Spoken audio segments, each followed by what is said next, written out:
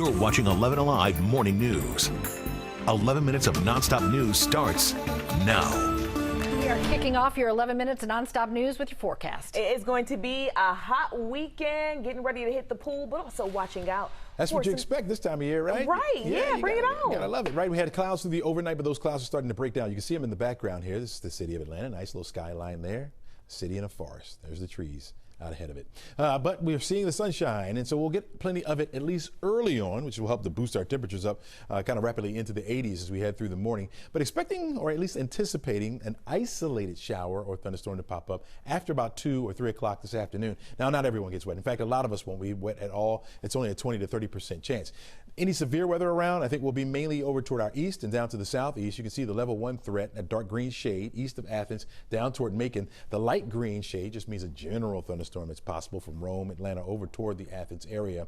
But that's where we'll see any severe weather, if we see any at all. 84 degrees will be your temperature by noon. A little northwest wind at about 9-10 miles per hour. 86 will be our afternoon high temperature for today. So no longer those 80s, no longer the 90s. In fact, we'll stay in the 80s as we head through the weekend. More details on that coming up.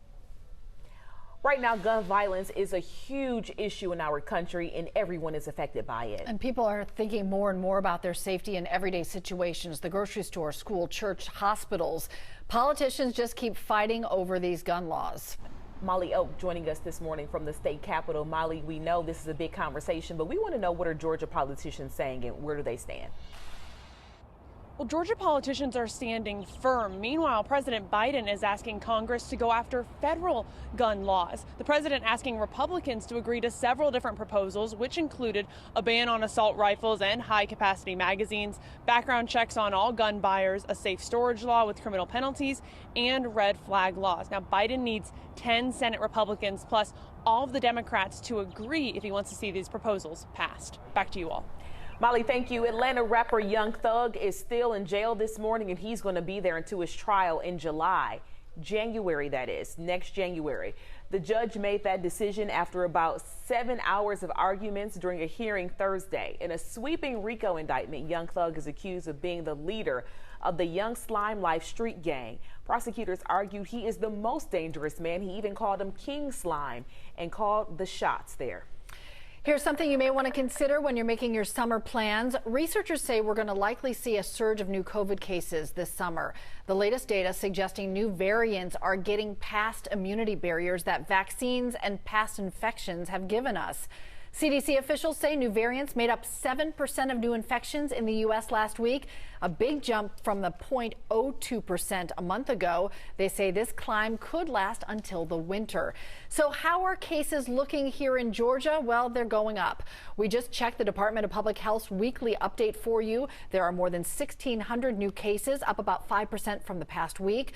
The trend over the last 2 weeks really gives a better perspective. That is up 70%. The number of people in the hospital also up about 11% over the last week. But keep in mind, overall, the numbers are still considered low. About 70 area churches are being allowed to disaffiliate from the United Methodist Church. It's all because of the church's stance on LGBTQ inclusion. These churches make up 9% of the North Georgia Conference. In 2019, the General Conference voted to change its stance on homosexuality to be more welcoming. The announcement came just as LGBTQ Pride Month got started. And right now, a shortage of lifeguards in Clayton County could ruin your poolside fun. Clayton County Park officials say the use of their pools now is just going to be limited to swim classes and exercise classes because of that shortage. The department tells us they are currently hiring for these positions.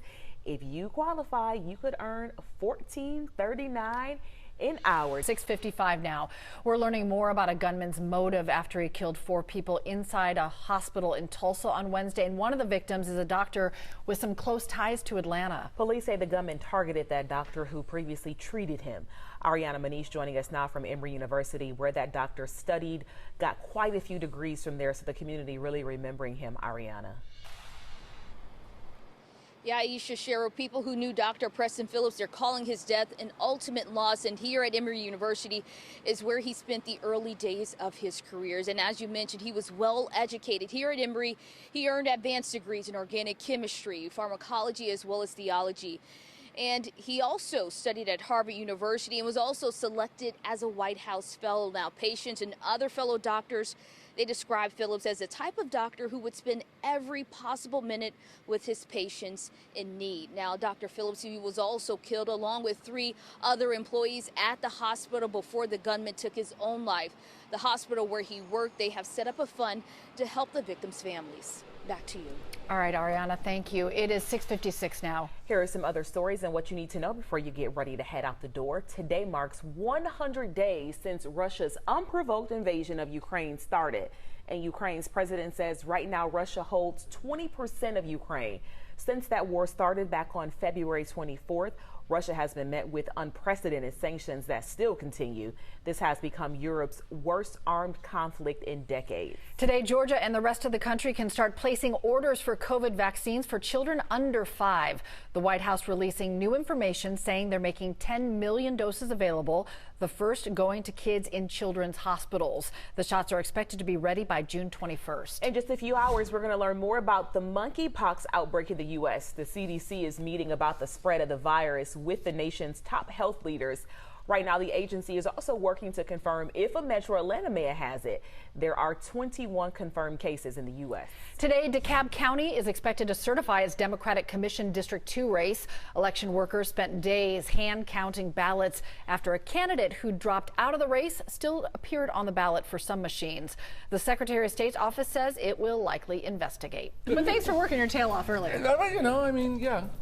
I worked in the 6 o'clock hour too, boss. You gonna vouch for him? Absolutely. He's tailless. Have a good weekend, everybody.